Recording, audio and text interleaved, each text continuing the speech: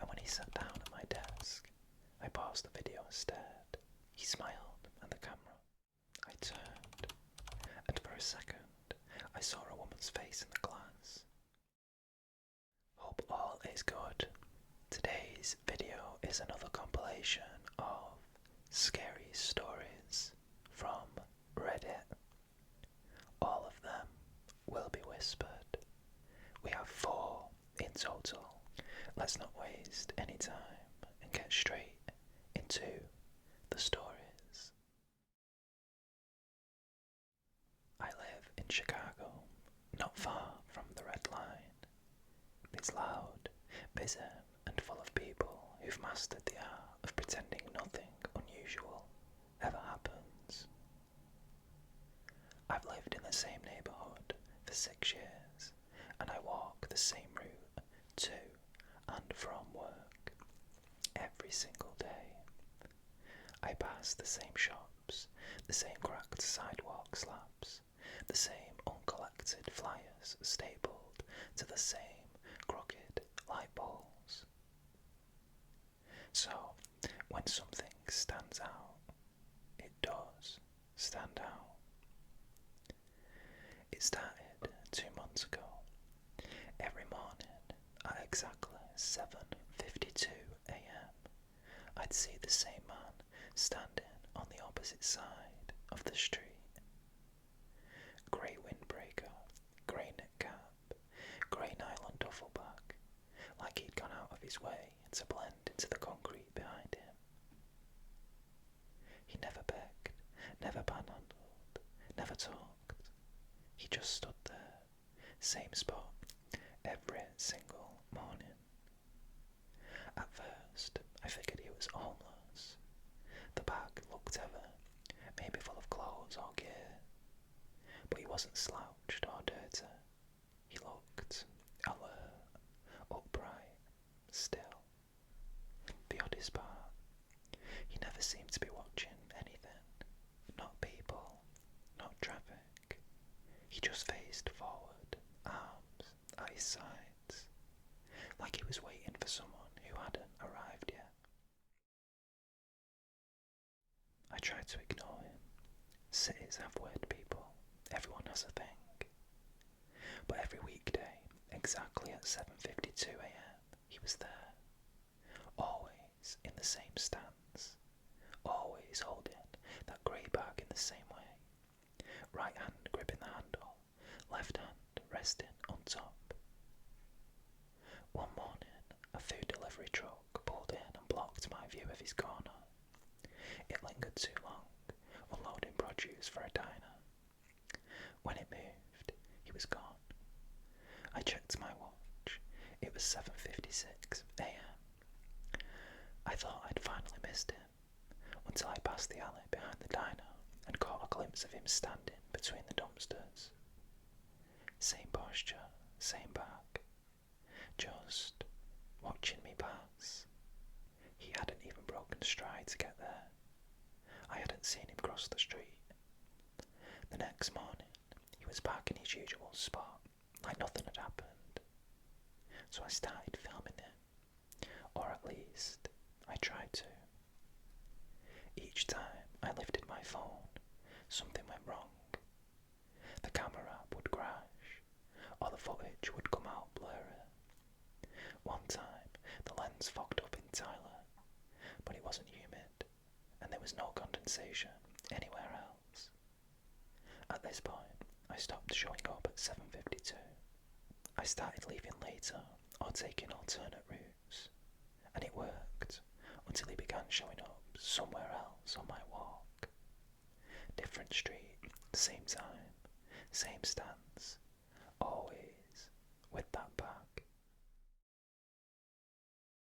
I called the non-emergency police line, half expecting them to laugh, but they didn't. The dispatcher asked me detailed questions. How tall, what race, what clothes. When I told her about the bag and how long this had been going on, she asked, "Did he ever try to follow you?" I said no, not exactly. There was a long pause. Then she said, first person to report him. Before I could ask more, she told me to stay on populated streets and call 911 if he got too close. That night, I found something shoved under my apartment door. A scrap of newsprint, old and yellowed. It was an obituary clipping. No name, no photo.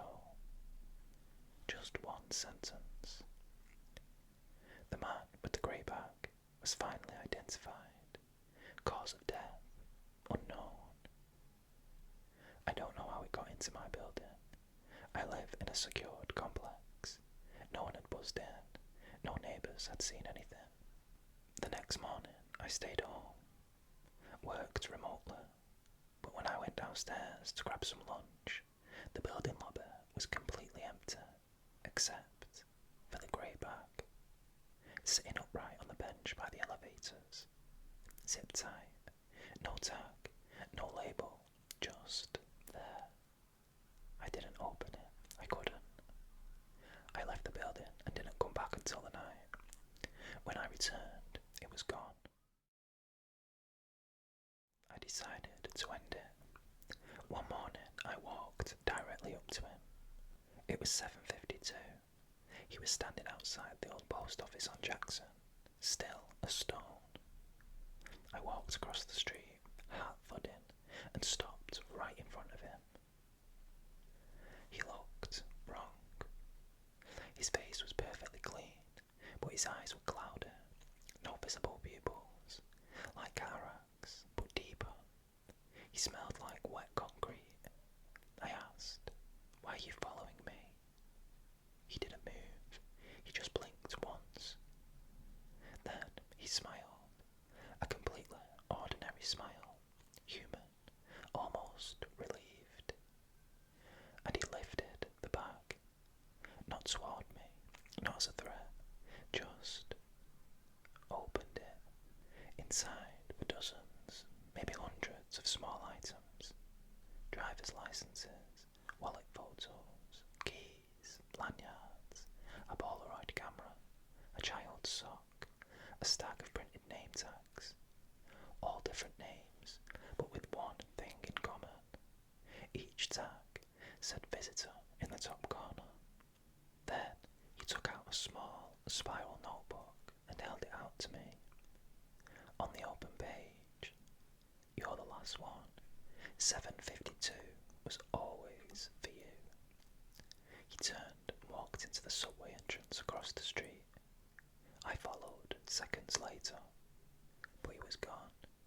No trace, no grey bag, nothing. Since then, I haven't seen him, not once. But sometimes, when I'm walking through the city late at night, I'll pass someone standing on a corner, completely still, holding a bag, never facing me directly, but waiting, always waiting. I inherited the house from an uncle I barely knew. He died of a stroke in his sleep, peacefully I was told, and left no children, no spouse, and no will besides a handwritten note. Give it to Ava. She always liked old things. I was Ava. I was also a broke professor, renting a studio apartment with a hot plate for a kitchen, so I said yes without much hesitation. The house was in upstate New York, about an hour from Albany. Cold, steep-roofed, built in the 1920s. It had a wraparound porch, creaky floorboards, and a cellar that smelled like rusted nails. The first few days were quiet, dusting, unpacking, trying to figure out how the oil heat worked. I slept in the downstairs guest room, since the master bedroom upstairs was freezing and still smelled faintly of antiseptic and old cologne. It wasn't until the fifth night that I noticed the sound. Not loud, not even threatening, just footsteps, upstairs. The odd thing was that the upstairs floor, as far as I could tell, had only one bedroom and a small half bath. I checked. It was a short hallway, 2 doors, and an attic hatch that didn't open. Yeah, every night at around 2:30 a.m.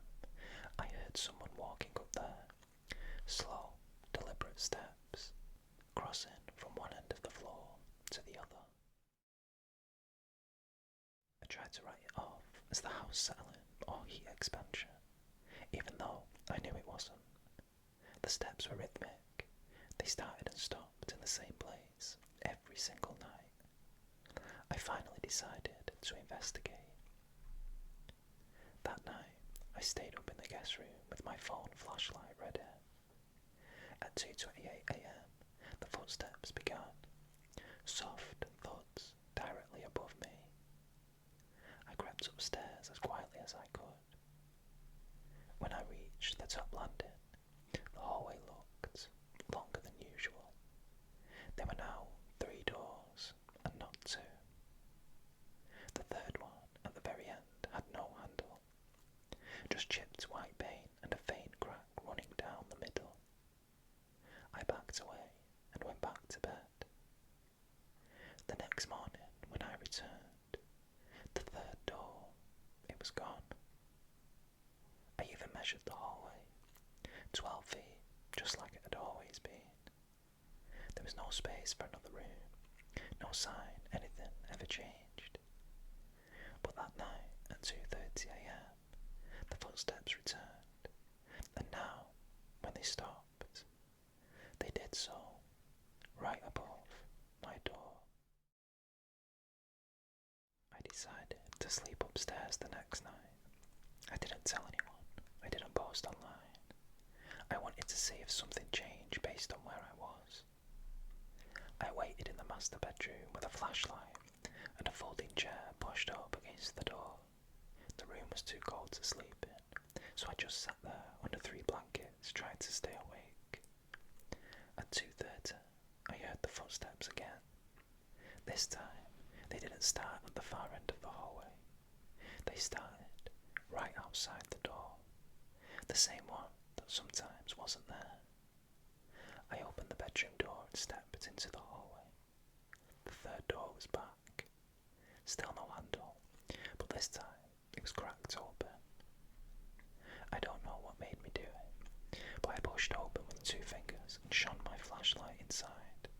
It was a bedroom, old-fashioned, dusty, heavy curtains, a thin iron bed frame, yellowed wallpaper with tiny blue flowers, a vanity mirror slightly tilted, and in the corner, a wooden high chair. The chair was facing the wall. As I stared, I felt pressure in my ears, like the air dropped out of the room. I took a step in, and something clicked under my foot. I looked down. It was a small music box, cracked and rusted shut. When I looked up again, the chair was turned around, facing me, empty. But I swear I hadn't heard it move. I shut the door and ran back to the guest room. When I woke up the next morning, there were 3 scratches on my bedroom door, and when I checked the hallway, 2 doors again.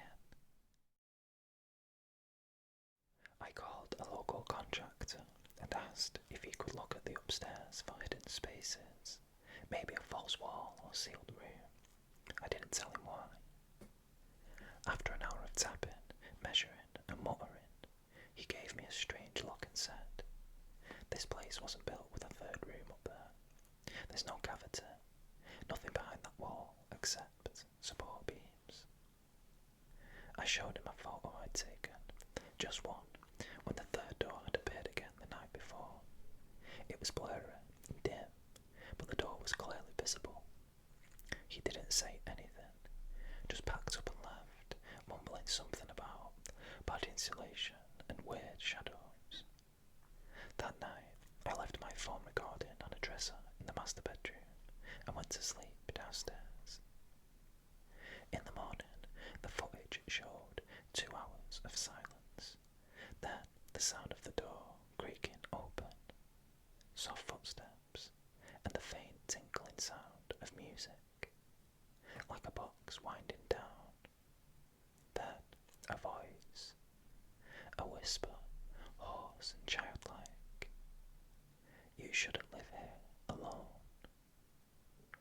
sold the house the next week.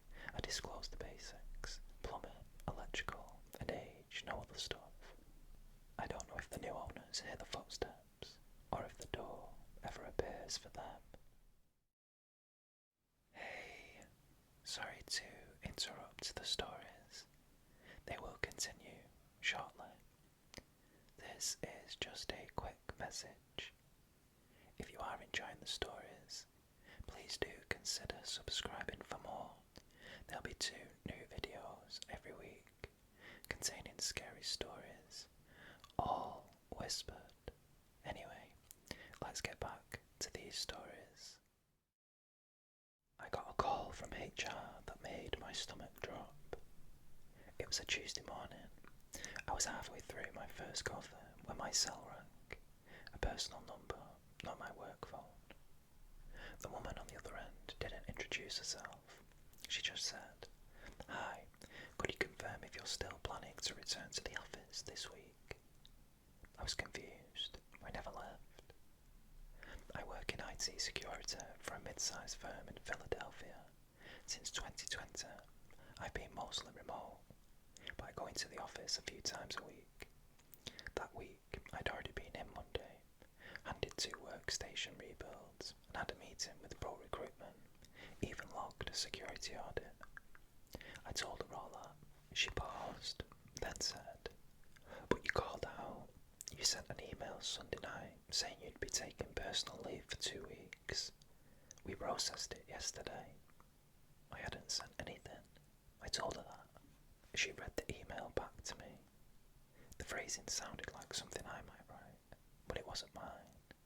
It was my name, my signature, even my exact title line, but the wording was just slightly wrong.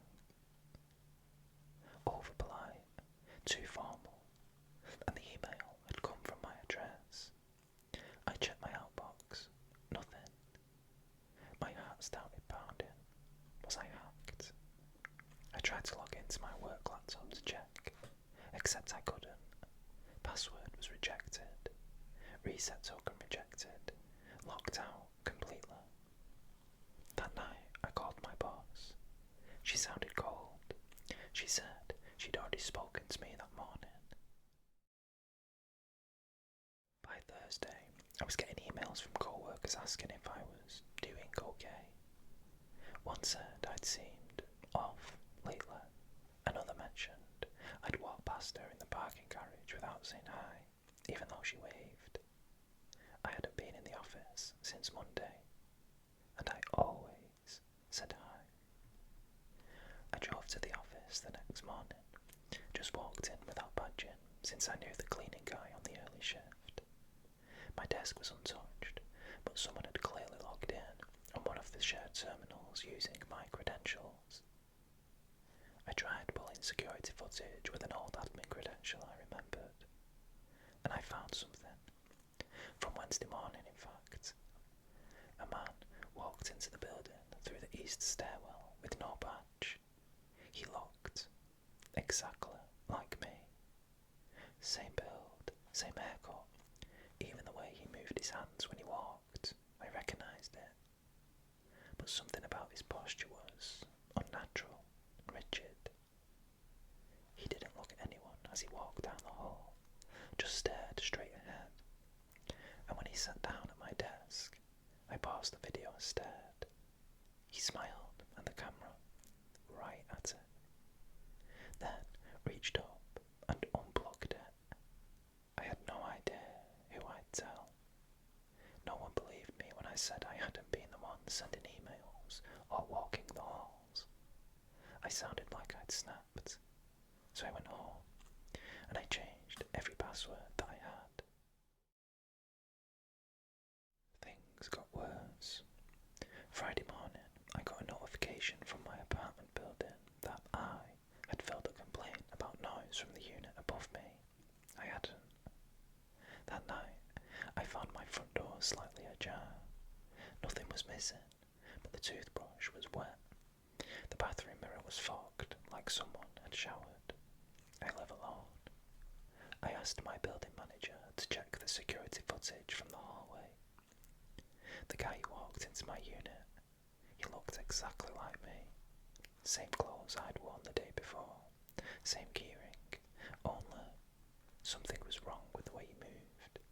His steps were stiff, mechanical, like he was mimicking walking, and when he looked up at the camera in the hallway, his expression was blank, not angry, not confused, just neutral. The next day, my work badge stopped working. I called security and they said I'd been in that morning and told them to deactivate it. They said I'd been acting strangely, smiling too much, laughing at things that weren't funny. I don't go out much anymore. Every time I do, someone mistakes me for someone else. Didn't I just see you in the lobby? Weren't you just at the gas station down the road? You just walked past it 5 minutes ago. I haven't left the apartment in 2 days. But today, someone knocked on my door. When I looked through the peephole, there was no one there. Just a white envelope taped to the frame. Inside was a single printed page. You're the copy. You just don't know it yet. I called the police. They asked me if I was the man who had come in earlier to report a stalker. I told them no, and they said, but you were just here. I used to work in a small independent grocery store just off Route 45 in rural Illinois. It was one of those old places with fluorescent buzzing lights and sticky tile floors. It was family owned, barely held together, but it had regulars and charm. I worked nights, closing shift, which meant restocking shelves, breaking down cardboard, and locking up the freezer section by myself when everyone else had gone home. There was this back freezer room, bigger than the display freezers customers saw. We kept bulk frozen meat back there, frozen produce, that kind of thing. Huge steel door with a big red lever on the inside in case you got locked in. The first time it happened, I was sweeping behind the back aisle near the staff-only area. I thought I heard someone knock, not on the front doors, on the back of the freezer. It wasn't loud, just tap, tap, tap, then tap, tap, tap again. I figured maybe one of the compressors or coils was rattling. The store was old, there was no cameras back there. I didn't think much of it until I went to look up and noticed the freezer door was slightly open.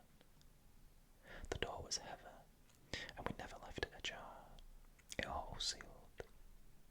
I checked the lights inside, empty. I shut the door tight and made sure the latch caught, but when I came back through the staff hallway, I heard it again. Tap, tap, tap.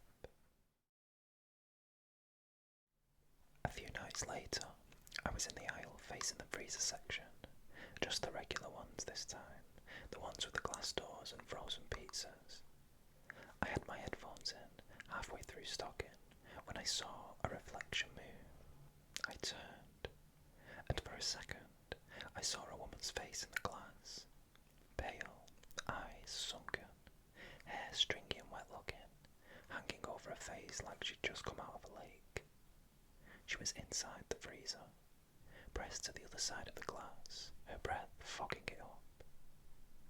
I pulled the door open instinctively, like maybe someone had actually gotten stuck in there, though that's impossible. Of course, no one was inside. Nothing but bags of frozen vegetables and waffles. The glass didn't fog again, but when I closed it, I could still see a faint handprint near the bottom of the door, too small to be mine, like a woman had knelt there and pressed her hand against it before slipping away. I cleaned it off. I didn't tell my manager. What would I even tell? 2 weeks later, a storm knocked the power out during the night shift. No customers in the store, just me and a guy named Jeff, who was doing inventory pantry in the back. The backup lights came on, dim red emergency LEDs that barely lit the aisles. I was walking toward the stock room when I heard something slam from inside the freezer room. Something big. I figured Jeff had dropped a pallet. When I got to the freezer door, I heard breathing. Just breathing. Ragged, shallow, and fast. It was so cold inside, I could see my breath, but the door hadn't been opened yet. I waited. The breathing didn't stop, so I pulled the door open and stepped inside with my flashlight. No one was there, but I saw bare footprints in the frost on the floor. A trail, small, human, like a woman's. They started near the door and ended halfway across the freezer, and just stopped. No return steps, nothing. A few nights after the storm, I worked with one of the senior cashiers, Marianne, who'd been with the store for over 20 years. She was the kind of person who didn't believe in ghosts or nonsense, as she put it. Still, I asked her if anything weird had ever happened in the freezer. She paused and then said, "That's not something we talk about." I pressed her. She sighed and told me about a girl named Emily who went missing in the 90s. She was 16 and worked part-time at the store during summer break. One night, she never clocked out. They found her purse and phone on a shelf, but no sign of her. And police never found a body. The only strange thing, the freezer door had been left open that night, the same walk-in one I used every shift. They thought maybe she slipped and got locked inside, but the safety latch wasn't broken, and there was nothing wrong with the door. It just didn't make sense. Marianne said for a while, people claimed to hear knocking or find things moved around in the back, but management didn't want to freak customers out, so they said it was electrical problems or pipes settling. I asked her why they never installed cameras. She just shook her head. I don't work there anymore. I transferred after one last night. I was locking up. Jeff had already gone. I passed by the walk-in freezer, did my usual check, the door sealed tight, but there was writing on the inside window, just 3 letters, drawn with a fingertip in condensation. H-E-L.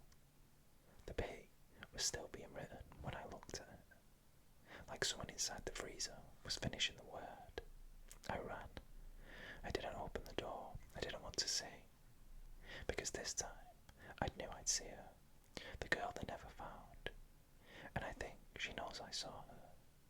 I haven't been back since, but when my apartment gets cold enough for the windows to fog, I still check for writing, just in case she followed